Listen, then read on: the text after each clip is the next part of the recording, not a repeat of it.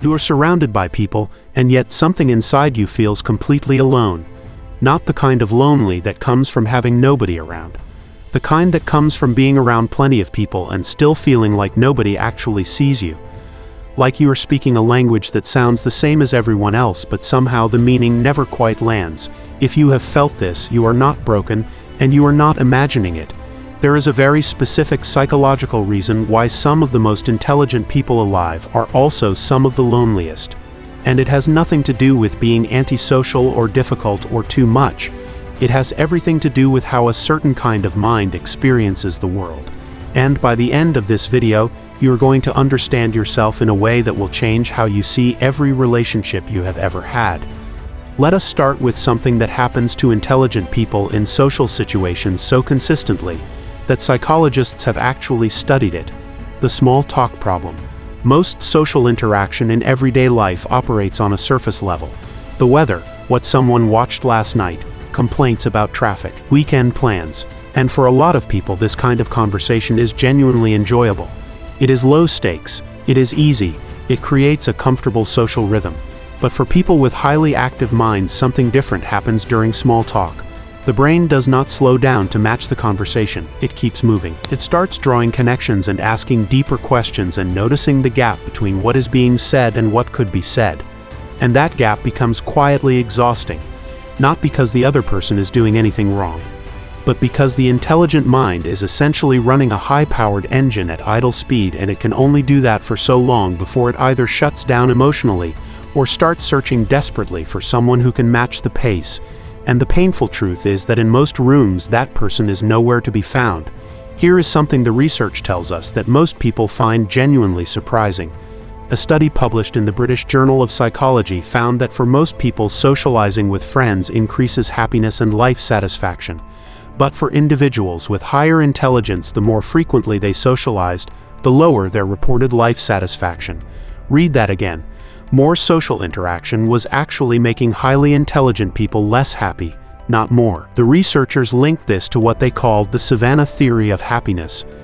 The idea that our baseline emotional responses are still calibrated to the conditions of our evolutionary past, but people operating at higher cognitive levels have a greater ability to pursue their own long-term goals independently, and so the pull toward constant social stimulation conflicts with a deeper drive toward solitude and meaningful work. In plain terms, highly intelligent people often need more time alone than the average person, not because something is wrong with them, but because their minds are built for a kind of deep processing that crowds and noise and constant social performance actively interrupt.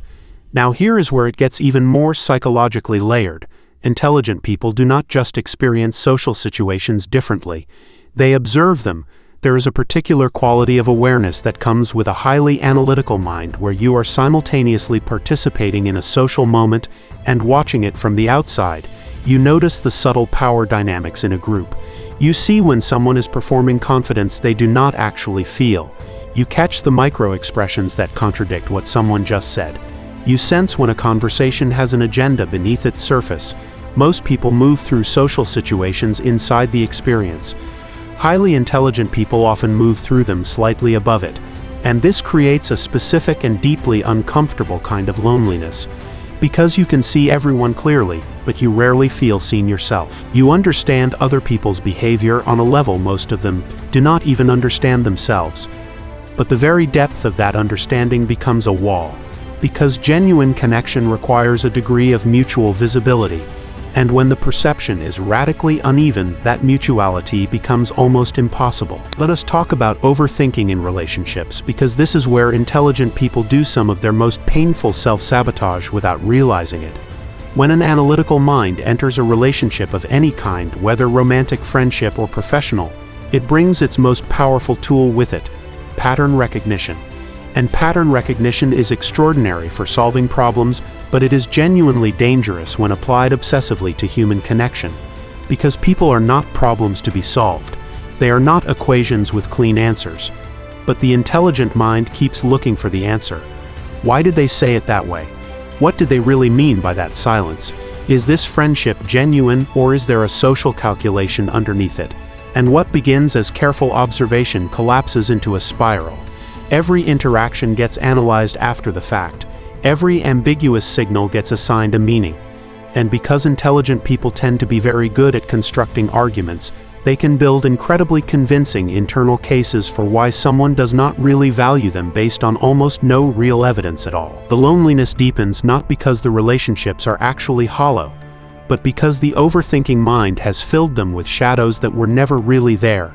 There is another dimension to this that almost never gets talked about, and it is the exhaustion of being misunderstood at scale. When you are highly intelligent, you have likely spent years quietly editing yourself in social situations, dimming your vocabulary because you noticed people became uncomfortable, pretending to be less certain about things to avoid seeming arrogant, laughing along with conversations you found genuinely unstimulating because the alternative was looking distant and cold. This self-editing is invisible to everyone around you, but it costs something real. Psychologists call it code switching at a cognitive level, and it is metabolically expensive. You are running two programs simultaneously, the one the room needs and the one that is actually you.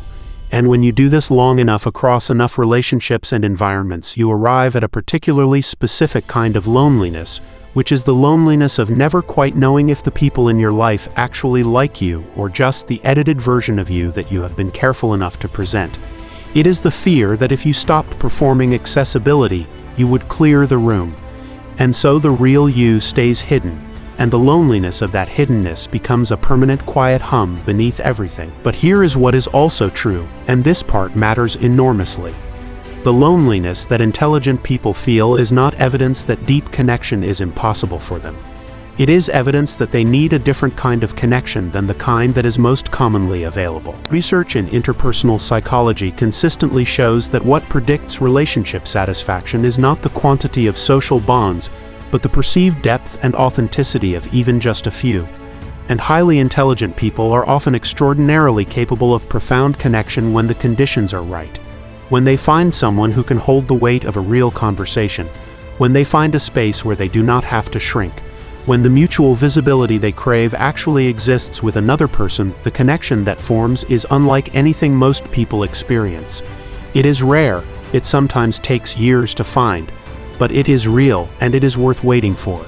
The error most intelligent people make is measuring themselves against a social norm that was never built for them in the first place, wondering why they cannot feel satisfied with the number of interactions that seem to satisfy everyone else. The answer is that you are not everyone else. You never were. So what do you actually do with all of this? The first thing is to stop pathologizing something that is not a pathology. Needing depth is not a flaw. Feeling drained by surface interaction is not antisocial. Struggling in environments built for a different kind of mind is not a personal failure. Understanding the why changes your relationship to the feeling entirely. Instead of the loneliness being evidence that something is wrong with you, it becomes information about what you actually need. And needs can be met once you stop being ashamed of having them. Seek environments where intellectual and emotional depth are the norm, not the exception. Invest deeply in the few rather than widely in the many. And perhaps most importantly, practice letting the edited version of you rest. Not all at once, not everywhere, but in small moments in safe spaces, begin to let the real version of you show up unfiltered. Because the connection you have been searching for cannot find you while you are hiding. The people who will truly see you are out there, but they are looking for you, not the performance you have been putting on for everyone else. You are not too much. You are not broken. You are simply a mind that was built for a depth that most of the world has not yet learned to meet, and that is not your limitation. That is your invitation to find the ones who can.